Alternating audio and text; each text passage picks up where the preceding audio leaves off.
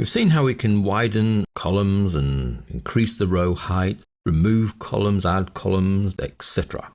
As well as being able to do all of that, we can actually hide columns and rows from view. Hidden rows and columns do not print, so that would be one reason for wanting to hide them. You know they're hidden when you do it, so it's not like you can't find them, but it's for that printing facility or even just for on-screen use. If we take the employees working file, I might not be interested in seeing Miss Mary Wallace. So I want to hide her row of information. Well, I go to row 7 and select. I can then right click and you'll see there's a hide and unhide option. So I could hide row 7. Now you know row 7's missing because you go 1, 2, 3, 4, 5, 6, 8. It's not like it's hidden away and you can't tell. We could hide more than one row. Let's take a little patch here. 14, 15, 16, 17, 18. Right click, hide, and they disappear. Again, we know they're not there because there's a little mark between 13 and 19 and the numbers don't run consecutively. So we can hide rows.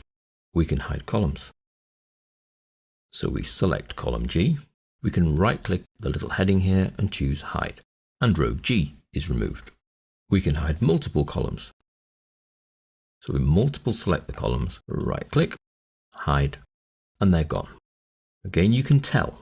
We know there are letters missing between N and S. But the advantage is, if we now print, we only print what we can see. So how do we get them back? Well, we click on row 8, right click, unhide, and nothing happens. We click on row 6, right click, unhide, and nothing happens. The reason that nothing happens, Excel doesn't know which of our hidden rows, and we've got quite a few, we would like to return. So I actually need to highlight the before and the after. So I drag from 6 across where 7's hidden into 8. Then when I right click and unhide, you'll find that number 7 comes back because it knows where it is now. It says, oh, you want that one back. Okay, no problem. And the same with our other little set here, 13 to 19. We highlight 13 to 19, right click, unhide. And anything that is hidden between the two selected rows, 13 and 19, is then unhidden.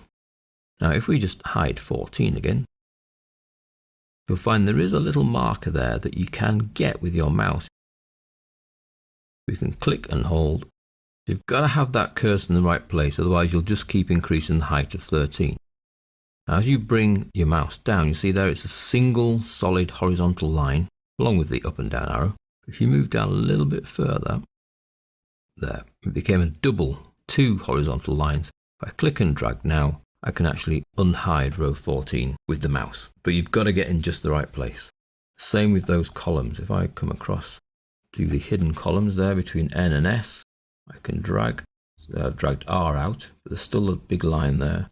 Drag Q out, big line, drag P out, still a big line, and drag O out. And now there isn't a big line there. I can only widen the columns. So that's hiding and unhiding columns and rows.